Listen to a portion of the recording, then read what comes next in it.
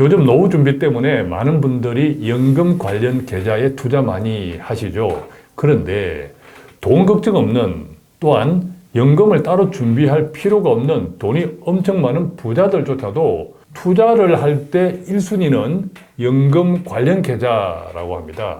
자, 그렇다면 도대체 연금을 따로 준비할 필요가 없는 부자들은 왜 투자의 1순위가 연금 관련 계좌일까요? 오늘 그 이야기를 나눠보겠습니다.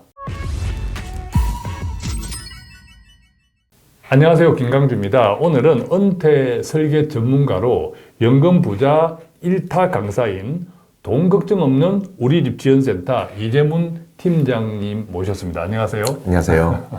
자, 부자들은요, 임대료도 많고 또 다른 돈도 많기 때문에, 여윳돈도 많기 때문에 사실은 연금 자산을 따로 준비할 필요가 없어요, 냉정하게 보면. 그런데 그런 부자들이 왜 연금 관련 계좌를 통해서 투자하는 것을 1순위로 삼고 있다? 도대체 왜 그런가요? 네, 요새 워낙 해외에 대한 투자가 보편화되다 보니까 많은 분들이 미국이나 다른 그 밖의 시장에서 직접 투자를 하기도 하고 상품을 구매하게 되는데요. 이제 그런 경우에 세금 문제가 조금 복잡할 수 있습니다.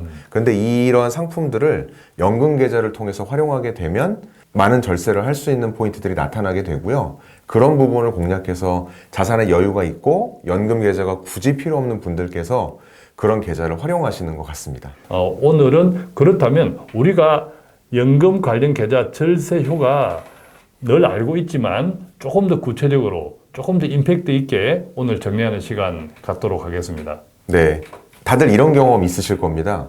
실제로 수익률을 봤을 땐 꽤 괜찮았는데 막상 이거를 현금화해서 꺼내보니 떼어가는 세금이 너무 많은 거죠.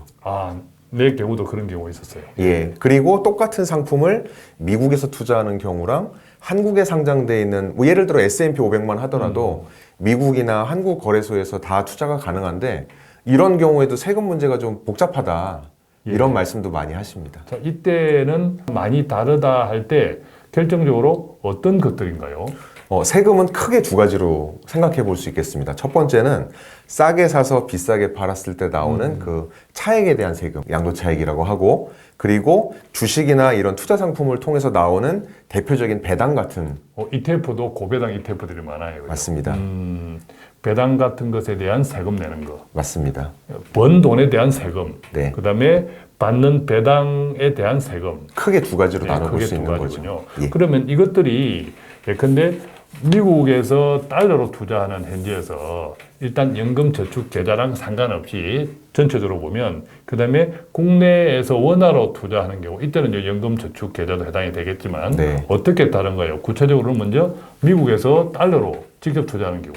뭐 이 부분은 이미 관심이 많으셔서 어느 정도는 알고 계시리라 생각이 드는데요. 미국에서 투자를 한다고 했을 때는 매매 차익에 대해서는 양도소득세 22%가 부과가 됩니다. 예. 다만 개별 상품에 대한 양도소득세 개념은 아니고 한 계좌에서 투자하고 있는 전체 금액에 수익과 손실을 전체 통산을 해서 전체 합산된 금액에 수익이 났을 경우에 양도소득세가 매겨지는 거죠. 그렇군요. 예를 들면 뭐 엔비디아가 있고 테슬라가 있으면 내가 엔비디아에서는 돈을 많이 벌었어. 근데 테슬라에서는 돈을 많이 까먹었다고 하면 테슬라 투자하신 분들 조금 불쾌하실 수 있으나 양해 바랍니다. 네. 번 돈과 까먹은 돈을 합산해서 이익이 생겼으면 세금을 낸다라는 뜻이네요. 네, 그것을 손익통산한다라고 손익통산. 이야기합니다. 예. 그랬을 때 세금이 몇 %라고요? 22%를 내게 됩니다. 예. 그리고 양도소득세는 1년에 한 번씩 신고를 할 때 250만 원의 공제도 해줍니다. 그래서 연말이 되면 예. 조금 이익을 떨어뜨리기 위해서 기왕 손해 난 것을 팔기도 하고. 네. 예, 그렇군요. 이것을 이제 손익통산이라고 한다. 네. 그 다음에 배당금은 어떻게 돼요? 배당금 당연히 배당소득세를 내야 되는데 15%의 배당소득세를 내게 됩니다. 예, 그것은 이제 미국에서 바로 공제되고 들어오나요? 원천징수라고 하죠. 맞습니다. 예. 그렇군요. 의외로 심플하다, 그죠? 네. 심플한데, 예. 이 22%는 일반적으로 우리가 분리과세 된다고 알고 있는데, 맞나요? 예, 분리과세 되어 있어서 다른 소득이 아무리 많다 하더라도 이것만 별도로 세금을 내게 됩니다. 그러면 이제 국내에서 다른 소득이 많은 고소득자나 세율 구간이 높은 분들한테는 오히려 그게 유리하겠네, 그죠? 네, 양도소득세만 봤을 땐 그러한데 예. 배당에 대한 부분은 별도로 배당소득세로 합산되다 보니까 아, 그 부분만 좀 참고해 주시면 될 것 같습니다. 배당 소득세가 합산된다는 것은 일반적으로 금융소득 종합과세 네. 2천만 원 이상. 예. 자, 그것에는 미국 현지에서 받는 배당금도 포함된다 이 말씀. 포함이 됩니다. 아, 그렇군요. 네. 자, 그렇다면 이제 같은 동일 유형의 상품을 국내에서 원화로 투자할 때는 세금 체계가 어떻게 달라지나요? 동일하게 매매 차익과 배당에 대한 부분이 있을 텐데요. 매매 차익에 대해서는 배당 소득세를 15.4% 원천 징수하게 됩니다. 양도 차익은 아까 미국에서 직접 할 때는 22%인데 요것은 15.4%니까 유리하네요. 그렇게 볼 수도 있는데요. 앞서 미국에서 투자한다라고 하면 손익통산이 됐는데 국내 상품은 손익통산이 되지 않고 개별 상품 단위로 배당소득세가 매겨지다 보니까 특정한 상품이 손실이 났다 하더라도 이익이 난 모든 상품에 대해서는 배당소득세를 건별로 내야 되는 일이 생기는 그렇군요. 거죠. 예를 들어서 한국에 상장된 이제 해외 ETF 같은 경우 나스닥 100 지수 ETF에 내가 투자해서 이익을 났어. 그런데 S&P 500에서는 오히려 손실이 났어. 두 개를 합산하면 나는 결과적으로 손실이야. 예. 그런데 이익이 났던 상품에 대해서만 세금을 매긴다 이 말이에요. 네, 그러니까 세금을 내야 되는 상황이 돼버리는 거죠. 그렇군요. 그러니까 이게 예. 이제 소위 손익통산이 안 되는 거다. 손익통산이 안 됩니다. 국내에서 할 때는. 네, 그렇게 보면 불리할 수도 있겠네요. 그죠? 네, 그렇습니다. 예. 자, 그 다음에 배당금에 대해서는 어떻게 됩니까? 배당금은 배당소득세 15.4%를 내게 됩니다. 예. 그러면 배당금은 15.4%를 내면 요것은 금융소득 종합과세랑은 어떻게 돼요? 금융소득 종합과세는 2천만 원이 초과가 됐을 때 예. 해당이 되는 것인데요. 배당으로 받은 배당소득세에 대한 그 금액과 또 매매 차익도 앞서 배당소득세 동일하다고 말씀드렸거든요. 예. 두 가지가 합산이 됩니다. 어떤 의미에서는 세금을 많이 내야 되는 고소득자 네. 같은 경우에는 불리해 보이기도 한다, 그죠? 실제 무조건 불리하다고 단정 지을 수는 없지만 예. 커질수록 불리할 수 있는 거죠. 아, 그렇군요. 예. 자, 그런데 앞서 우리가 이 방송을 시작할 때 부자들은 대체로 세금들이 많잖아요. 자, 그런데 부자들은 그럼에도 불구하고 1순위를 연금 관련 계좌에서 한다. 자, 그럼 이게 이제 세금하고 관련이 있다는 건데, 재밌네요. 그죠? 자, 구체적으로 이야기를 이제 해보겠습니다. 그렇다면 이 같은 세금 체계가 다른데 이것을 연금 계좌로 어떻게 보면 부자들 입장에서는 국내에서 원화로 투자하는 것이 어떻게 보면 금융소득 종합과세 등등해서 좀 불리할 것 같은데 이게 연금 계좌로 하면 많이 달라진다 이렇게 느껴집니다. 어떻게 네. 달라지나요? 일단은 해외에 투자하는 상품에 대해서는 양도소득세, 배당소득세 뭔가 세제가 좀 복잡했지만 연금소득세로 들어올 때는 세제가 상당히 좀 심플해지는 것 같고요. 예. 그리고 한 5가지 정도의 장점이 있어서 아하. 연금 계좌를 적극 활용하시기를 권해드리고 있습니다. 그렇군요. 자, 첫 번째 어떤 효과가 있나요? 첫 번째는 누구나 다 알고 있는 세액공제 효과가 있습니다. 세액공제. 물론 연금으로 공제받을 대상이 없거나 필요가 없는 분들은 해당 사항이 없는 얘기겠지만 대부분의 이제 소득이 있는 분들은 종합소득세나 연말정산시에 공제를 받아야 되다 보니까 예. 거기에 연간 납입 한도인 900만 원까지 12에서 15% 정도의 세액공제를 받으실 수 있는 거죠. 자, 이것은 너무 큰 부자들은 해당이 안 될 수도 있으나 안 될 수도 있습니다. 어쨌든 이제 일반적으로는 세액공제 효과가 있고 두 번째는요. 두 번째는 저는 이게 가장 큰 장점인 것 같은데요. 저희가 투자할 때는 장기간 복리 투자를 하라는 이야기를 많이 하지만 예. 실제로 세금을 떼고 나면 남은 금액에서 재투자가 이루어지다 보니까 진정한 복리 효과를 좀 만들기가 어려운 부분이 있는데요. 연금 계좌를 활용했을 때는 양도 차익에 대한 부분은 당장 세금을 떼지 않고 과세가 이연이 되면서 그 세금 가지고도 굴릴 수 있는 이런 효과가 좀 나오게 되는 거죠. 그 부분은 부자들한테도 도움이 되네, 그죠? 네, 동일합니다. 예. 그렇다면 세 번째는 어떤 게 있을까요? 세 번째는 손익통산이 됩니다. 손익통산. 손익통산은 앞서서 우리가 이야기했죠. 국내 계좌에서는 좀 이제 그런 부분이 일반 계좌에서는 안 그랬죠. 됐었는데 맞아요. 예. 연금 계좌에서는 손익통산을 해서 최종 나중에 이제 연금 내지는 이제 활용하는 시점에 그때 손익통산을 한 금액에 대해서 세금을 부과하게 됩니다.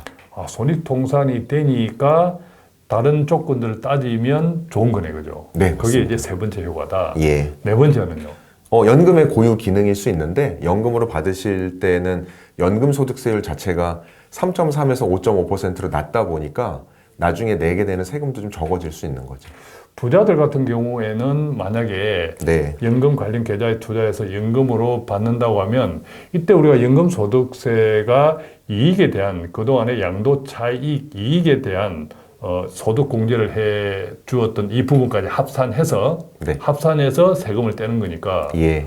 부자들 같은 경우에 만약에 절세 공제 효과가 없었다면 네. 뭐 세금은 거의 없을 수도 있겠네요, 그죠? 그럴 수 있습니다. 아주 더 세금 내는 돈이 줄어들겠네. 예. 그런 부분은 부자들한테도 유리한 측면이 있다, 그죠? 맞습니다. 예. 그 다음에 다섯 번째는 어떤 게 있나요? 마지막은 이제 방금 말씀하신 대로 부자들, 여유가 있는 분들이 또 오히려 활용할 수도 있을 것 같은데요. 예. 굳이 연금으로 받을 필요 없다라고 하시는 분들이 나중에 특정한 시점이 돼서 이제 연금 계좌 안에 있는 돈을 인출해서 꺼냈을 때 예. 종합과세나 분리과세를 또 선택할 수 있다 보니까 아하. 종합과세 세율이 높은 분들은 분리과세를 통해서 16.5%로 분리가 되다 보니 세금 부담을 더 줄일 수 있습니다. 그렇군요. 나중에는 그 연금이 필요 없는 사람인 경우에도 나중에 굳이 연금으로 찾아 쓰지 않고 네. 55세 이전이나 나중에라도 그냥 일괄적으로 내가 찾아 쓴다. 네. 소위 이제 계약 그 계좌를 해지한다든지 예. 이런 등등으로 할 때 세금이 분리과세가 되네. 16.5%로 분리과세가 됩니다. 그렇죠. 분리과세 된다는 것은 부자들은 솔깃하거든요. 자, 그러면 이 같은 차이를 구체적인 시뮬레이션을 한번 해볼 수 있나요? 네, 지금까지 저희가 나눴던 이야기를 좀 정리해서 간단하게 예를 좀 들어드리려고 하는데요. 두 가지 상품을 투자하고 있다고 한번 가정을 해보겠습니다. A라고 하는 ETF에서는 운용을 잘해서 500만 원 정도 수익이 났고요. B라고 하는 ETF에서는 200만 원 정도 손실이 났다라고 하면 이분 기준에서는 실제는 300만 원 수익이 난 것인데 세금을 매길 때 좀 다릅니다. 첫 번째 A ETF를 통해서 수익이 난 500만 원에 대해서 15.4%의 배당소득세를 내야 되다 보니까 첫 번째 상품에 대해서는 77만 원의 세금을 내게 되고요. 두 번째 손해가 난 것에 대해서는 세금을 낼 필요가 없습니다. 결국 이분 같은 경우는 실제 순이익이 300만 원인데 500만 원에 대한 세금 77만 원을 냈기 때문에 실제 세금을 내고 난 세후 수익은 223만 원 정도가 되는 겁니다. 자, 그러면 똑같은 케이스를 이번에는 연금 계좌에서 투자할 때 어떻게 달라지나요? 연금 계좌의 가장 큰 장점 중에 하나가 손익통산이 된다는 말씀 드렸는데요. 실제로 A 상품에서는 500만 원 수익, B 상품에서는 200만 원 손실이 나다 보니까 그 차액인 300만 원에 대해서만 세금을 내야 되는데 그 배당소득세로 내야 되는 세금조차도 연금소득세에서는 과세이연 효과가 있어서 나중으로 내도 되다 보니까 다시 재투자해서 활용할 수 있는 여지가 있고 마지막에 이것을 연금으로 받는다고 가정했을 때는 55세 이후에 연금소득세율로 낮게 3.3에서 5.5%의 세율로만 내면 되니까 훨씬 더 절세 효과를 높일 수 있습니다. 게다가 연금계좌는 최소 5년에서 10년, 길게는 20, 30년 동안 길게 투자하는 상품이다 보니까 처음에는 금액이 작았지만 점점 운용되는 그 자산의 규모가 커지기 때문에 이것과 연동해서 관련된 세금 혜택도 당연히 커질 수밖에 없는 거죠. 그리고 많은 분들이 이제 매년 연말정산 때 공제 혜택을 받기 위해서 일정한 금액을 불입을 하는데 연말정산을 통해 가지고 2월 달에 세금을 환급받게 되면 이 금액을 그냥 꽁돈 생겼다는 느낌으로 또 써버리는 분들도 많이 있긴 한데요. 이 금액까지도 나의 그냥 노후 자산의 일부다. 연금의 일부다라는 생각을 가지고 다시 연금 계좌에 재투자한다면 진정한 복리 효과를 활용하실 수 있지 않을까 생각이 듭니다. 예. 자, 오늘은 이렇게 해서 부자들, 연금 준비를 따로 할 필요가 없는 부자들조차도 왜 투자의 1순위 계좌는 연금 저축 계좌를 활용할까라는 것을 구체적으로 살펴보았는데요. 그러다 보니까 부자들이 그럴 정도면 우리 같은 서민들은 정말 연금 저축 계좌를 잘 활용해야겠다라는 생각이 듭니다. 그죠? 네, 안 할 이유가 없습니다. 맞습니다. 투자도 중요하지만 어떤 계좌로 투자하느냐도 정말 중요하겠다라는 생각이 들고 이 연금 저축 계좌를 똘똘하게 사용하면서 절세 효과가 결국 나의 노후 준비가 되는 거니까 잘 활용하면 좋겠습니다.